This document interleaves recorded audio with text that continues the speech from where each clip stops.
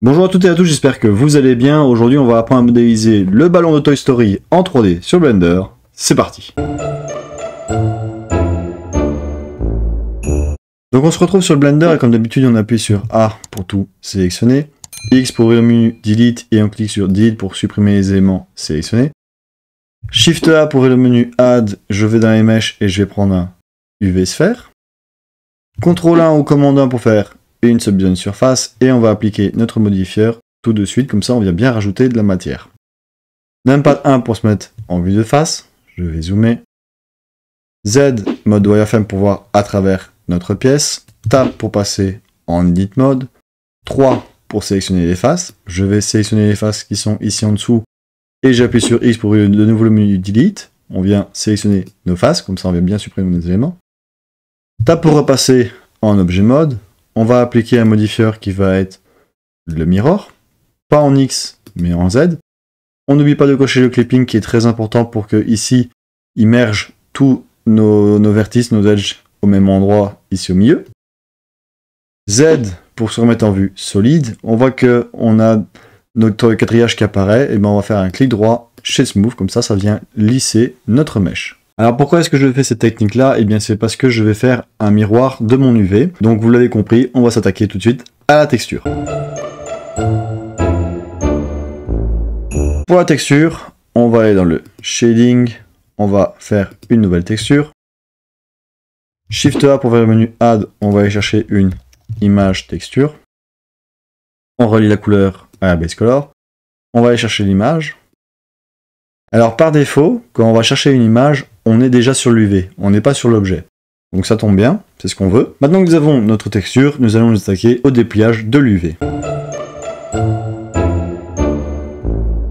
Pour le dépliage de l'UV, on va aller dans le UV Editing.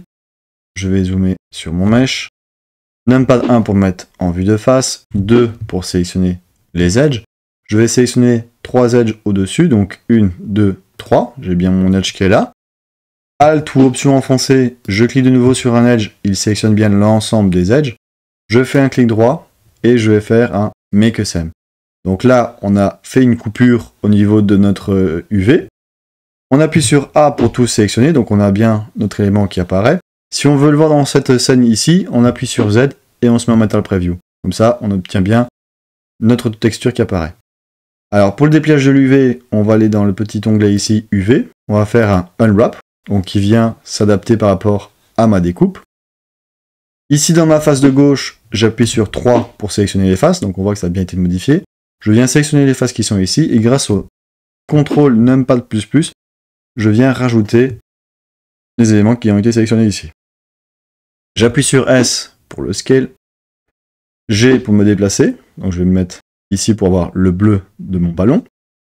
Je vais sélectionner les autres faces qui sont ici qui m'intéressent. Je vais le positionner au centre.